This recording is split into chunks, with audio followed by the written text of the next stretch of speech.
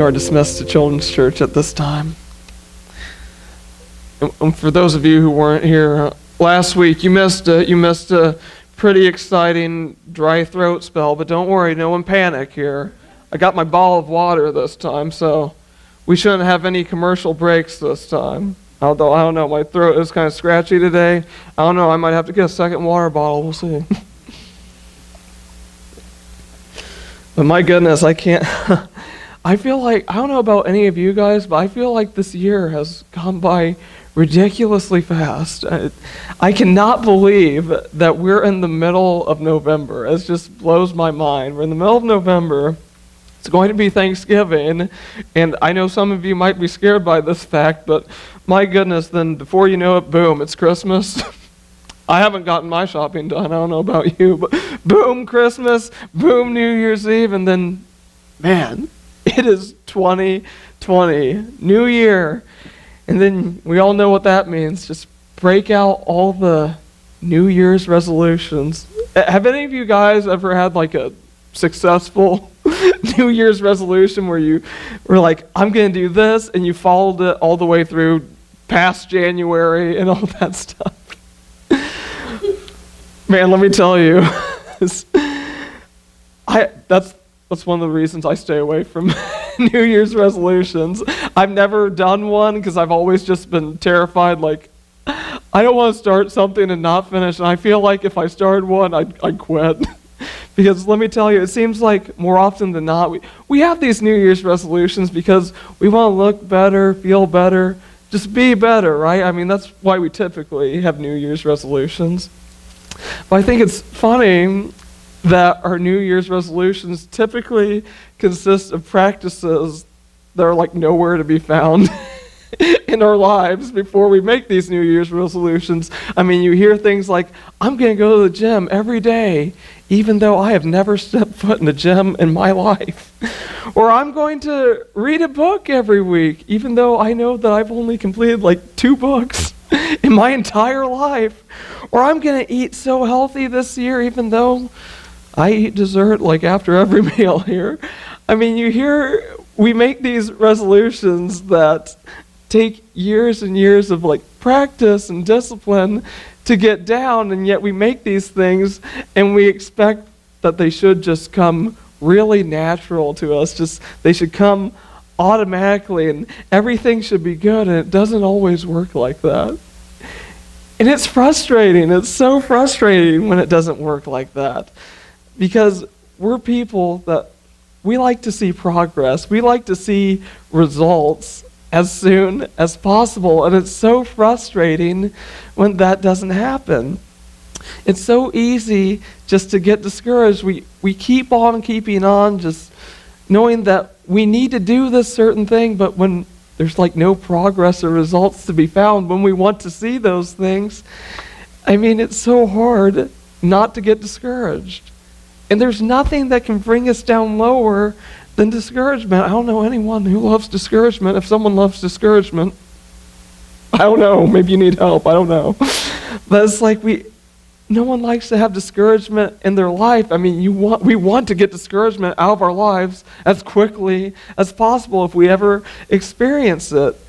And it seems like the easiest way to get rid of discouragement is just to cut out the thing that in your life that's causing you discouragement, or you're experiencing discouragement. So that's why we see so many times those New Year's resolutions just go by the wayside. It's like, I don't want to feel discouraged and be brought down all the time. I'm not seeing results or progress. I'm just going to, you know what, forget it.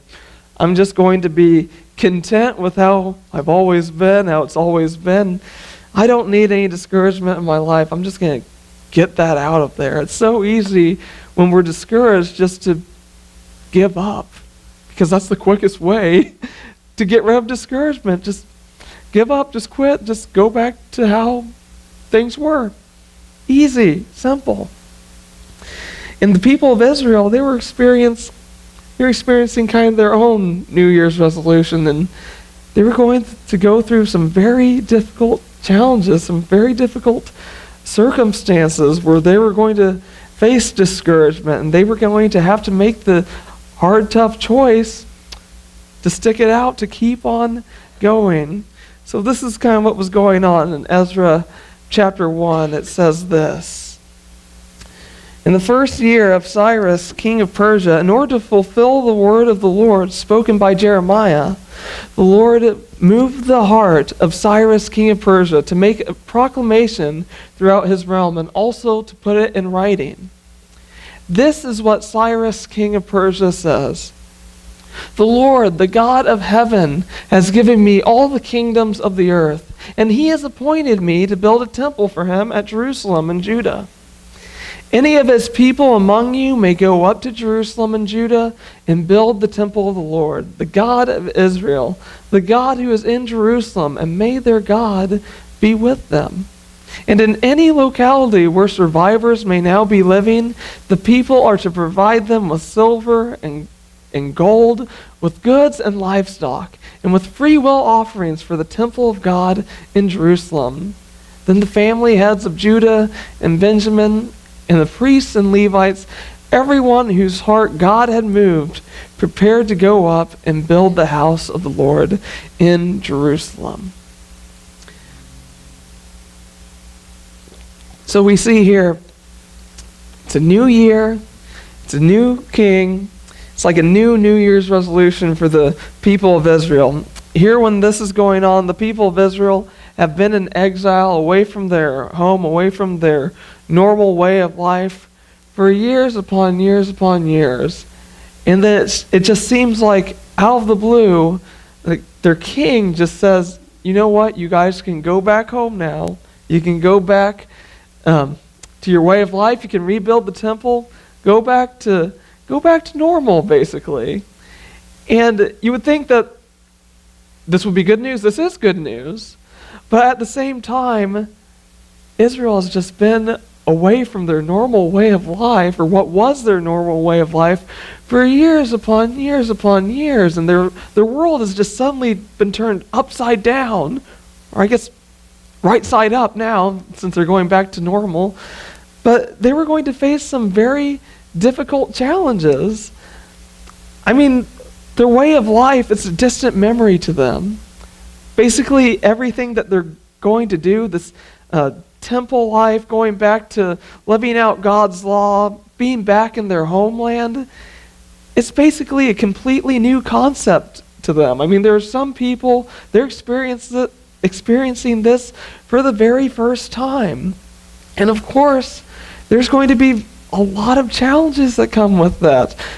Anything that requires discipline and perseverance, there's always going to be challenges to be faced. And you know what? That always opens up the door for discouragement. And for the people of Israel, that discouragement came in the form of some enemies.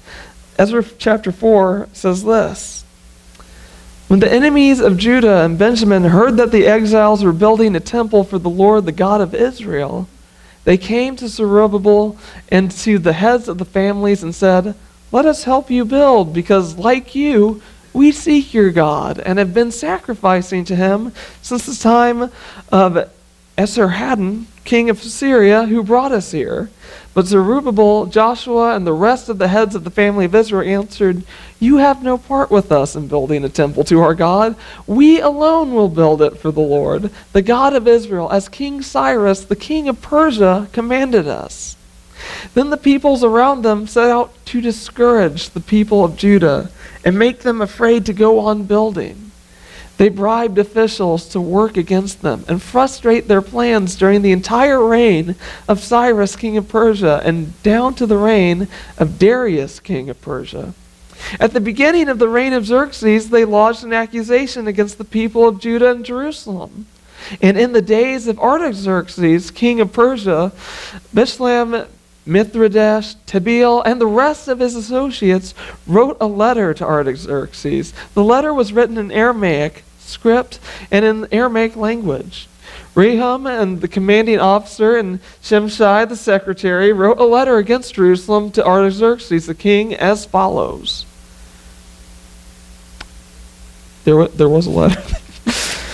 But they wrote a letter basically saying, like, these guys, they are building this is a copy of the letter they sent to him, to King Artaxerxes from your servants in Trans-Euphrates. The king should know that the people who came up to us from you have gone to Jerusalem and are rebuilding that rebellious and wicked city. They are restoring the walls and repairing the foundations. Furthermore, the king should know that if this city is built and its walls are restored, no more taxes, tribute, or duty will be paid, and eventually the royal revenues will suffer. Now, since we are under obligation to the palace, and it is not proper for us to see the king dishonored, we are sending this message to inform the king, so that a search may be made in the archives of your predecessors. In these records you will find that this city is a rebellious city, troublesome to kings and provinces, a place with a long history of sedition. That is why the city was destroyed. We inform the king that if this city is built and its walls are restored, you will be left with nothing in the Trans-Euphrates. And so after that letter was sent, the people, thus the work, as verse 24 puts it, thus the work on the house of God in Jerusalem came to a standstill until the second year of the reign of Darius, king of Persia. I mean, we see at the beginning these people come to Israel and just say, hey, let's help you build this and everything. It'll be good, we'll help you. I mean, that all sounds good and everything, but when you see that they're described as Israel's adversaries, you're not going to trust those people. You're not going to trust those people to help you. You're not going to want those people to help you. You're just going to say, no, thanks, but no thanks. We're going to do what God's commanded us to do. Through the king's decree, they told us Israelites to go back to our home and rebuild the temple, and that's what we're going to do. And of course, that response made their enemies upset, and they did everything they possibly could to discourage Israel. They're putting them down. They're writing these hateful letters to people in authority above them, just say, yeah, you shouldn't let this happen. You should discourage this. You should stop this. They're terrible people. You're not going to get anything from them. They're rebellious. Just stop it. And that's exactly what happened. They stopped it and discouraged them. And Israel was beyond discouraged to the point where what happened? They gave up. They stopped rebuilding the temple. They came to an absolute standstill. I mean, it's very hard to find self-motivation and perseverance in the midst of discouragement. It's almost impossible. I mean, you see that there was absolutely none to be found. The work of God in Jerusalem came to an absolute standstill. I mean, that's what discouragement can do. It can make us give up. It can make us come to a standstill. And as Israel was in a point of rebuilding and their New Year's resolutions, all this stuff, so we too, we go through times in our life where we're rebuilding, where God leads us in new directions. I just remember like so many stories where you hear people, they just have these successful careers, and then out of the blue, God just says, hey, I want you to be a pastor now. Go be a pastor. And that's just such, it turns your life upside down, and you just want to see progress and results immediately. You hear God tell you to go and do something, and you just, I want to go and do it. I'm going to do it. But I mean, it takes a lot of discipline. There's a big process that you have to go through, that people have to go through. It's like when people are called to be a pastor, it's not like they're going to hand you a keys to a church anytime soon. You have to go through this big course of study. And I'm around people all the time that they're going through this big course of study. It just doesn't seem like progress is being made. They're frustrated. They want to be a lot more forward in that process. And it's discouraging. It makes you think, why am I doing this? I should just go back to what I was doing. I mean, I'm not doing what God wants me to do. I'm just stuck in this process. I might as well give up. I mean, that's such a big temptation. And even just with our church, I just think of us like rebuilding, going through what God wants us to do and everything. I mean, we're working through as a church, just seeking God, how he wants us as a church to go and fulfill his mission, to go and make disciples. I mean, that takes time and discipline. And we feel like God's calling us to fulfill that mission by first and foremost going out and serving people and serving people twofold by going out to them and having them come to us and serving them somehow with the resources and facility that we have, and then figuring out how we're going to disciple these people. I mean, it's a big process that takes a lot of time. It takes a lot of discipline. It takes a lot of waiting on the Lord to just wait for him just to say, God, where are we going? We want to do this for you. We want to go and make disciples for you. But, I mean, come on, we have to have a direction from you. You have to be the one to do this. And it's so frustrating not to see progress or not to see like a plan immediately unfold right in front of our eyes. And it's so easy to get discouraged. It's so easy to get discouraged and just think, what are we doing here? What are we doing? I guess this is as good as it's going to get. I mean, I guess we'll just be content and ride this out to the end. I mean, it's so easy to get discouraged. I think it's unwise for us not to acknowledge the fact that just as Israel had enemies, we too have an enemy. We have an enemy who is out to discourage us. We have an enemy who wants us to be discouraged. We have an enemy who wants us to give up, who wants us to be content and just say, well, this is all that's here. This is all we're going to do. And just ride out to the end. That's what our enemy wants us to do. He doesn't want to see the work of God done. He doesn't want us to seek God and seek a direction that he has for our church. He doesn't want us to do that. He doesn't want us to fulfill the great plans that God has for us. He just wants us to be content and give up. That's his goal. And it can be easy for us to play into that temptation. It can be easy, so easy. It's so easy to become discouraged and let discouragement defeat us. But guess what?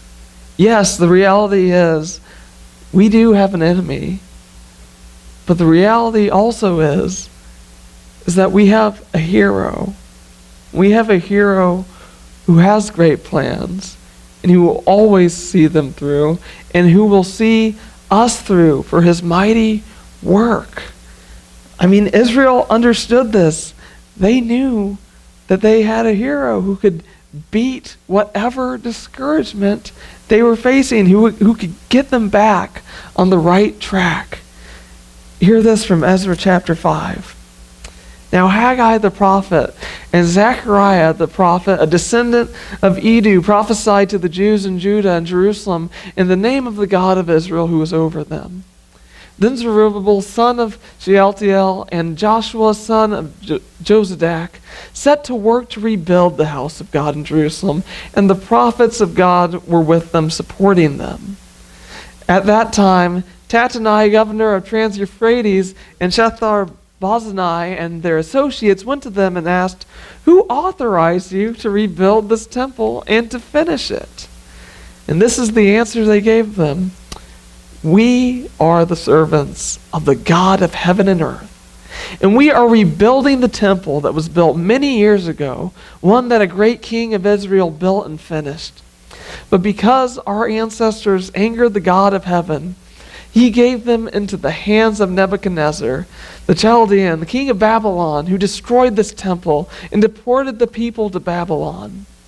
However, in the first year of Cyrus, king of Babylon, King Cyrus issued a decree to rebuild this house of God. He even removed from the temple of Babylon the gold and silver articles of the house of God, which Nebuchadnezzar had taken from the temple in Jerusalem and brought to the temple in Babylon. Then King Cyrus gave them to a man named Sheshbazzar, whom he had appointed governor. And he told him, 'Take these articles and go and deposit them in the temple in Jerusalem and rebuild the house of God on its site.'" The Israelites knew that what they were doing, it wasn't something that they initiated themselves, that they were self-motivated to do. Because anything that we can initiate ourselves and be self-motivated, let me tell you, that's not a very strong foundation. Our own plans can be destroyed so easily by discouragement. But the Israelites knew that their mission was not their own mission, but it was God's mission. And they said, this is God's mission, and nothing can stop God. Nothing can stop God in his mission. And you know what? We're not doing this on our own strength. We're doing this according to God's strength. It's God that we're able to do what we're doing. And guess what? We're not going to stop. This is God's mission, and God's going to see this through. They understood that they had a hero on their side, that they had God in their corner. And when God asked them to do something, he was going to see it through to completion because God is faithful, and he was going to do that. And you know what? They kept rebuilding the temple. The king at that time just said, you know what? You're right. This is God's mission. God is on your side. You know what? I don't want anyone to bother these people ever again. We are going to let them do what God has asked them to do. End of story. And that's exactly what happened. Even though it took years upon years and just discipline and practice, the temple was rebuilt. The Israelites were made into a nation again. They went back to following God's law. They went back to being God's people and God being their God. And this wasn't because of something that they were able to do on their own strength, according to their own mission, but this was God's mission, and God was the one to see it through. So today, we know that God's given us a mission. He's given us a mission to go and make disciples, and that he's given us that specifically as a church. He's leading us to figure out, to seek his face and to figure out how he wants us to go and serve people, how he wants us to use our facility, our resources to serve people, and how he wants us to use the ministries that we have to disciple those that we serve. This isn't something that's our own initiative, but this is God's initiative. This isn't our mission, it's God's mission. This isn't our church. This is God's church. And you know what? Because of those simple facts, God is faithful. God will see us through. God has a plan for us. God has a purpose for us. All we have to do is just get out of our own ways and just seek him, lay our lives down before him, and just say, here I am, send me, use me, let me know what my part is in this. Empower me to do what you want me to do. And you know what? Even though it's going to take time, even though it's going to take discipline, even though it may not even turn out in the way that we expect, we can be sure of this, that God is faithful, that God will let us know what he wants us to do, that God will empower us to do what he wants us to do. God is faithful, and he will do it. And because of that fact alone, there's no reason for us to be discouraged today. There's no reason for us to give up and give in and just be content and just say, this is how it's always going to be. But we can be encouraged. We can have hope and just say, God's going to do it. This is God's church. This is God's mission. I know that God's going to show us the way. I know that God's going to empower us. I know that God's going to fulfill his mission through us. This is the encouraging word that God has for us. Just to keep on keeping on, to continually seek his face, and just to simply trust and obey him. God is faithful, and he will do it. Let's not be discouraged. Let's not give up, because the mission is not our own. It is God's mission, and God will never fail. He is always faithful.